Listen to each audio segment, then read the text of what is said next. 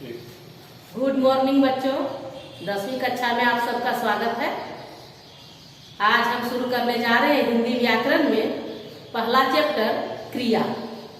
क्रिया जो 9वीं कक्षा में हम पहले पढ़ा चुके हैं, फिर भी आप लोग को तो स्मरण नहीं होगा। चलिए आज फिर से शुरुआत करते हैं चैप्टर क्रिया। तो क्रिया का सबसे पहले अर्थ जान लेते हैं कि क्रिया का अर्थ क्या होता है। क्रिया का दो अर्थ होता है, किसी कार्य का करना या होना, ये दो अर्थ निकलता है। इसको हम लोग लिख लेते हैं।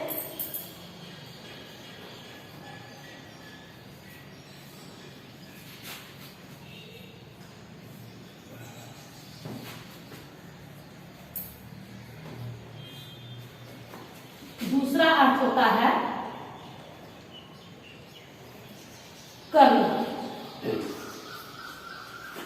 तो क्रिया का अर्थ जान गए होंगे, किसी कार्य का होना या करना उसे कहा जाता है क्रिया। इसे हम अगर परिभाषित करेंगे, इसका परिभाषा होगा किसी कार्य का करना या होना का बोध हो तो उसे हम कहेंगे क्रिया। ये इसका हो गया परिभाषा। इसको हम उदाहरण के तौर पर जान लेंगे, जैसे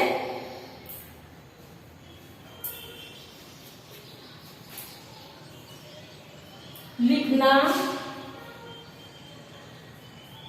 पढ़ना, हंसना,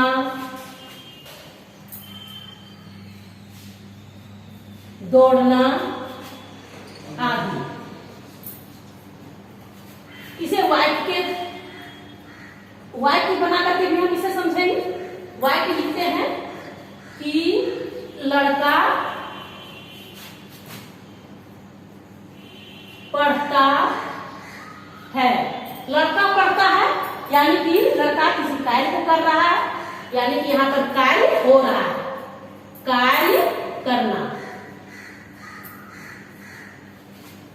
दूसरा हम लिखे हैं, पहला लिखे थे कार्य का होना और दूसरा लिखे थे करना। यहाँ पर लिखे हम कार्य का करना, दूसरा बता देते हैं कि वर्षा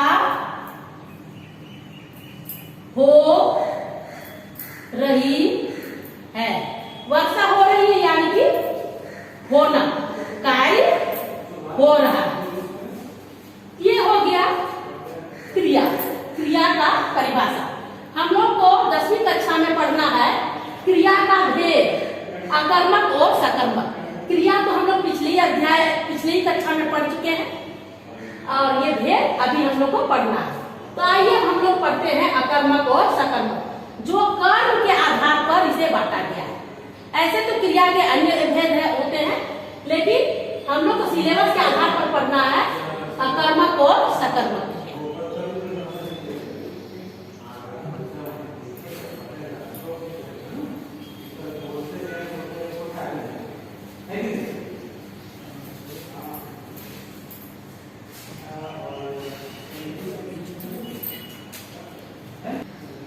तो आइए बच्चों, अब हम लोग इसका भेद पढ़ते हैं। भेद, क्रिया के दो प्रमुख भेद होते हैं जिसे कर्म के आधार पर बांटा गया है, अकर्मक और सकर्मक क्रिया। आइए पहले इसे हम लिख देते हैं।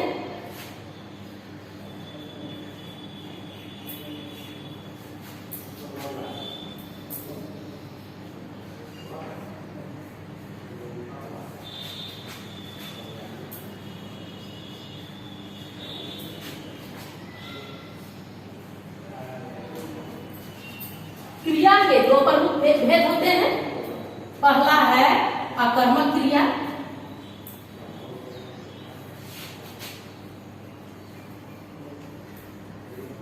और दूसरा है सकर्मक क्रिया।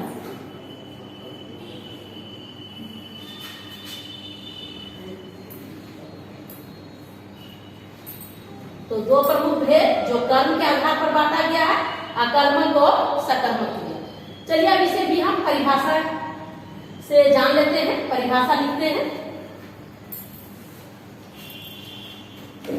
इधर लिखते हैं अकर्मक क्रिया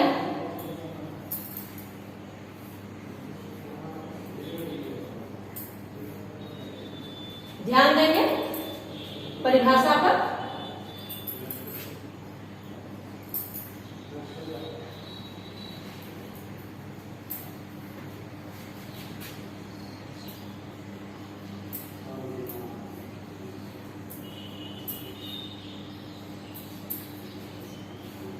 अकर्मक क्रिया, जब क्रिया के साथ कर्म हो और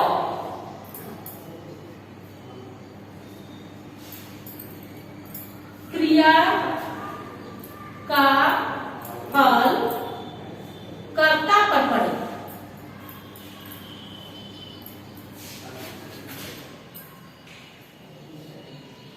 तो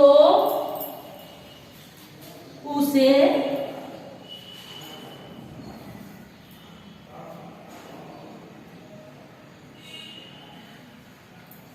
अकर्मक क्रिया कहते हैं।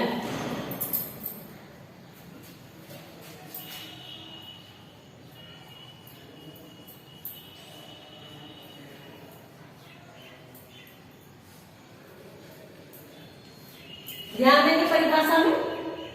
अकर्मक क्रिया, जब क्रिया के साथ, सॉरी बच्चों यहां पर हमें छोड़ दिए हैं, जब क्रिया के साथ कर्म ना हो,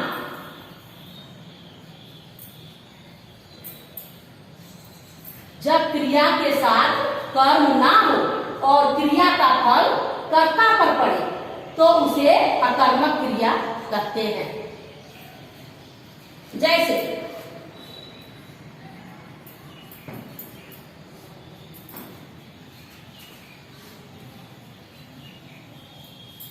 बच्चा सो रहा है, उदाहरण दिए हैं बच्चा सो रहा है। ध्यान देंगे सोना यहां है क्रिया और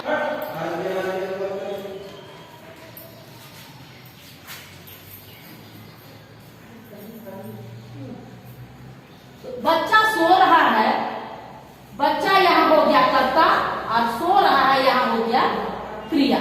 तो देखेंगे बच्चों कि क्रिया का फल कर्ता पर पड़ रहा है, यहाँ कर्म नहीं है, कर्म नहीं है, सिर्फ कर्ता और क्रिया है। जब कर्ता और क्रिया रहेगा तो ये जानेंगे कि ये अकर्मक क्रिया है। अब इसी तरह सकर्मक, दूसरा उदाहरण, दूसरा भेद देखते हैं सकर्मक क्रिया।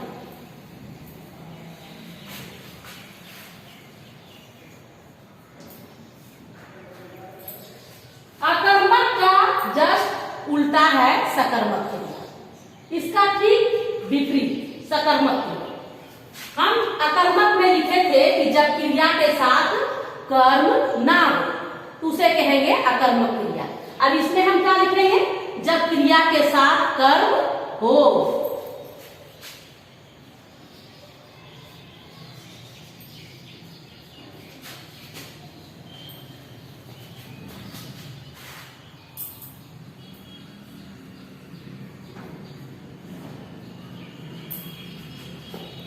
और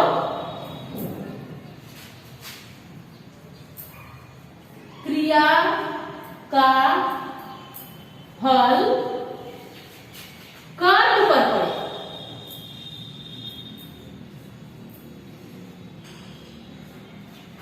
तो उसे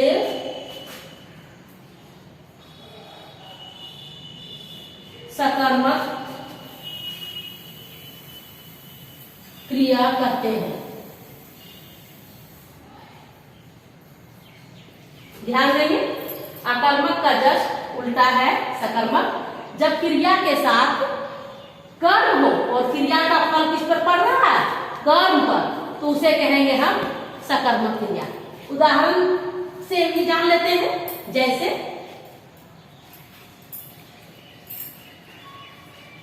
अकर्मक में हम लिखे थे कि बच्चा सो रहा है, इसमें सिर्फ क्रिया और कर्ता। अब हम इस पर ध्यान देंगे।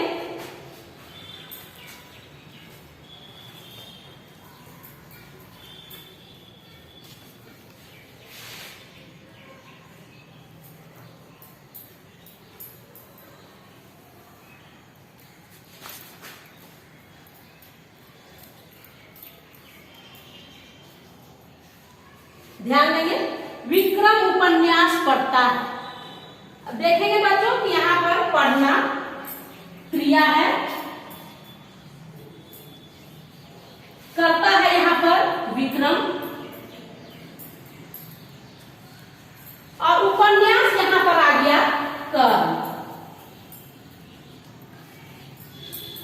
तो क्रिया का फल किस पर पड़ रहा है? कर्म पर। परिभाषा में भी लिखे हैं कि जब क्रिया के साथ कर्म हो और क्रिया का फल किस पर पड़े? कर्म पर पड़े, तो उसे कहेंगे हम सकर्मक क्रिया।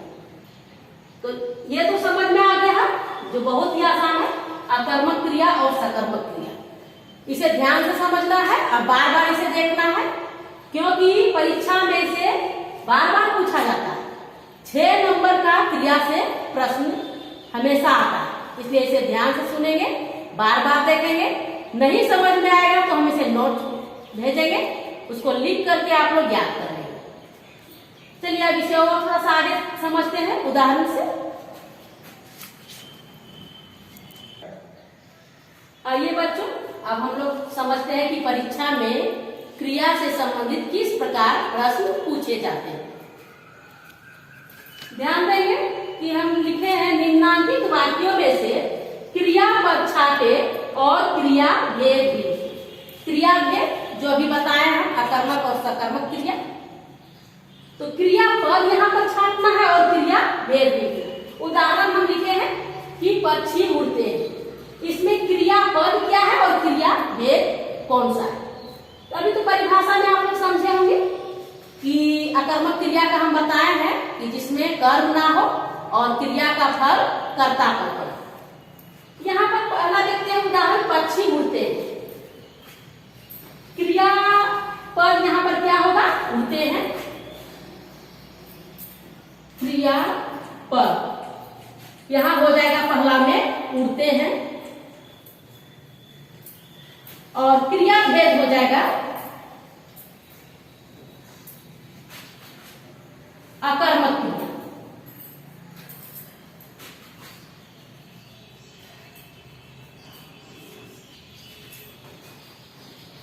इस तरह दूसरा उदाहरण भी देखेंगे कि रीमा चित्र बनाती है।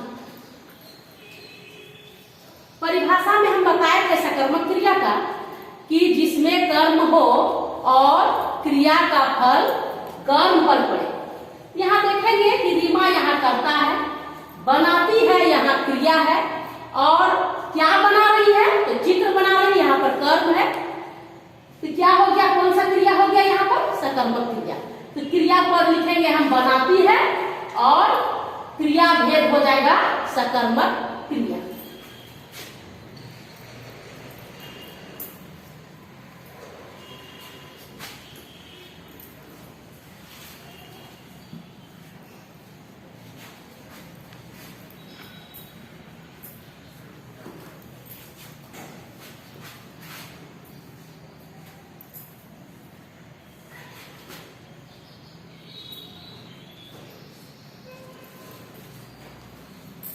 अगला इसका उदाहरण भी देखेंगे कि राघव दिन भर सोता है।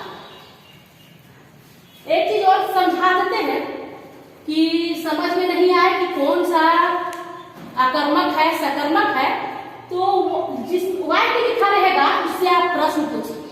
जिस प्रश्न में उत्तर आ जाए वो सकर्मक क्रिया, जिस प्रश्न में उत्तर ना आए वो हो जाएगा अकर्मक क्रिया। अब हम जैसे प्रश्न पूछते हैं, पहला उदाहरण देखते हैं कि पक्षी उड़ते। पक्षी क्या उड़ते? क्या लगा करके प्रश्न पूछेंगे, पक्षी क्या उड़ते? क्या कोई उत्तर निकल रहा है? नहीं। तो ये कौन सा क्रिया हो जाएगा? अकर्मक क्रिया। अब हम इसे दूसरा उदाहरण देखते हैं कि रीमा क्या बनाती है।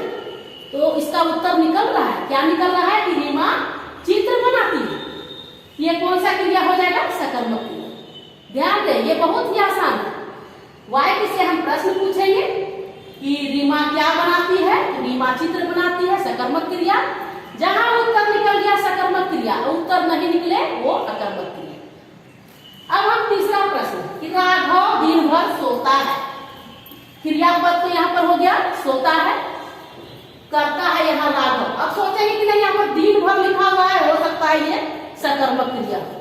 नहीं, इससे हम प्रश्न पूछेंगे, यहाँ कर्म है ही नहीं, वो दिन भर क्या कर रहा है, सो रहा है। राघव दिन भर क्या सोता है, क्या कोई उत्तर निकला? नहीं, ये हो जाएगा अकर्मक क्रिया, क्योंकि इसमें कर्म है ही नहीं, सिर्फ है कर्ता और क्रिया। ये क्रियापद हो गया।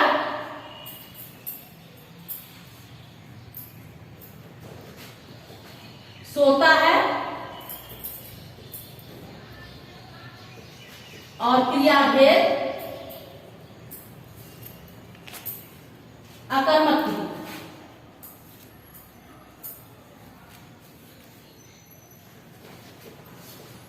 अब अगला उदाहरण इसी तरह है कि मोहन समाचार पत्र पढ़ता है। प्रश्न पूछिए, मोहन क्या पढ़ता है? सिर्फ क्या लगा करके प्रश्न पूछेंगे, तो उत्तर देखिए निकल रहा है मोहन समाचार पत्र पढ़ता है।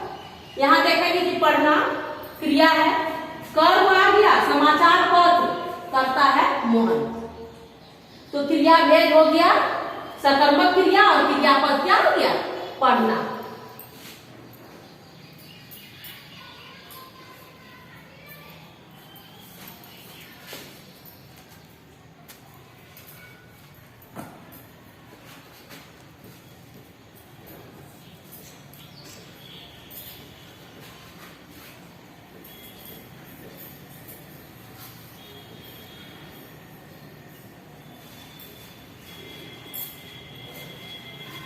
अब इसमें ध्यान देंगे, पांचवा वाक्य में सीता गाती है। क्या गाती है? कुछ तो लिखा हुआ नहीं है, सिर्फ सीता गाती है। गाना यहाँ क्रिया और सीता यहाँ कर्ता, इसलिए क्या हो गया, अकर्मक क्रिया।